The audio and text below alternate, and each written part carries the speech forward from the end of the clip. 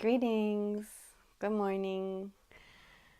I am here live to share with you today a little bit about what makes my take on mindfulness so unique. I have been seeking and searching for basically the meaning of life, like all of us, right? And one thing that I've found very, very important is a person's ability to observe the mind, to observe the body, to observe the emotions. It's really easy to blame surroundings. It's easy to blame family, friends, coworkers, bosses, children for our reason to be unhappy or unsure of ourselves.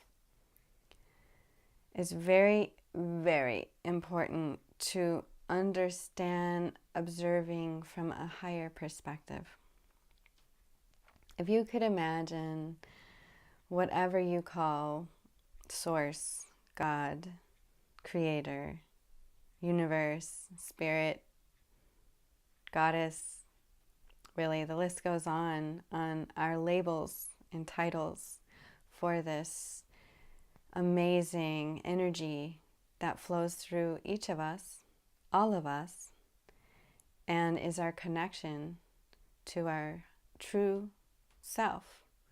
We are spiritual beings having a human experience. We are non-physical beings having a physical experience. We are etheric beings having a material experience. So, wow, what does that really mean?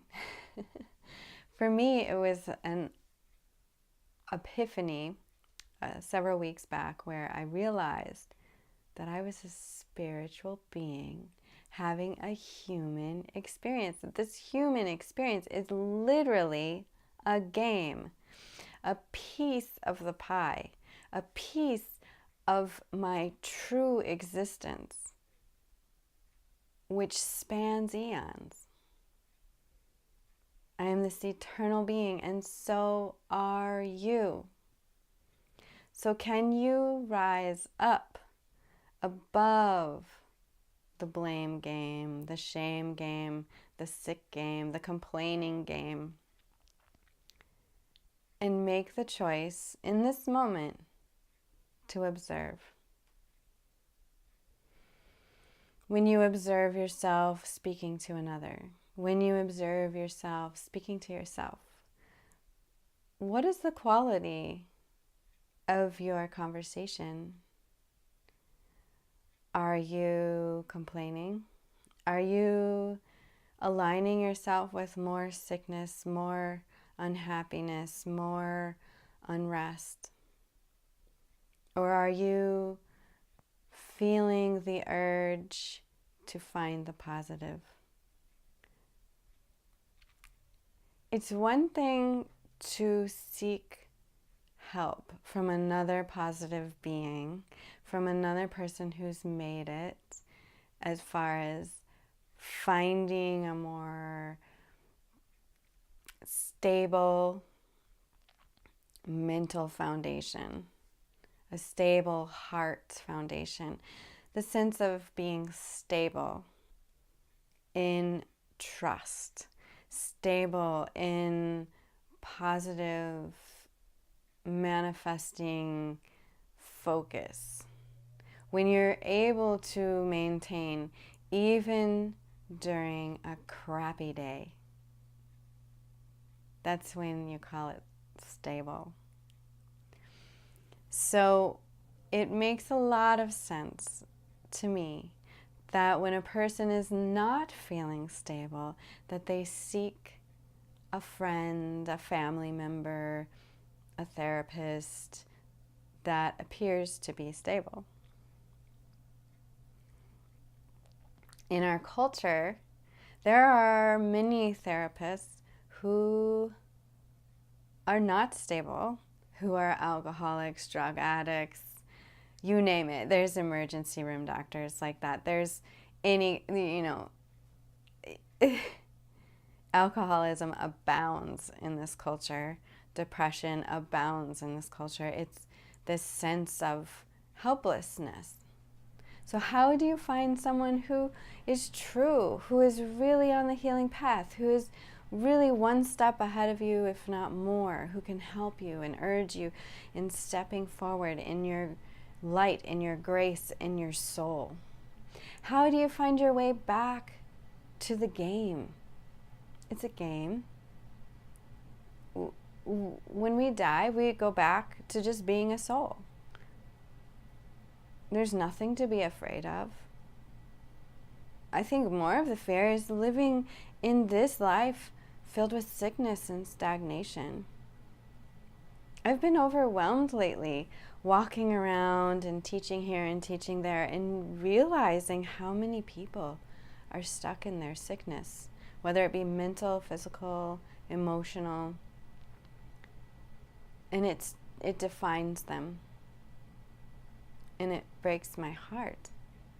I'm not really sure how to even say, I'm here, I can help.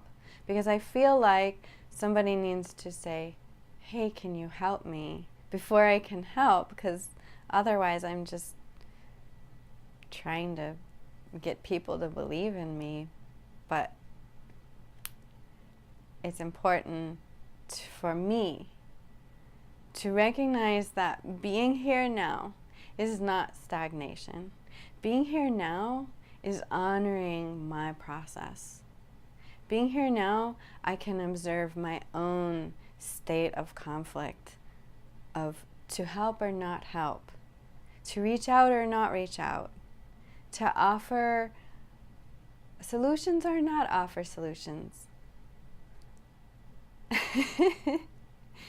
These are my problems.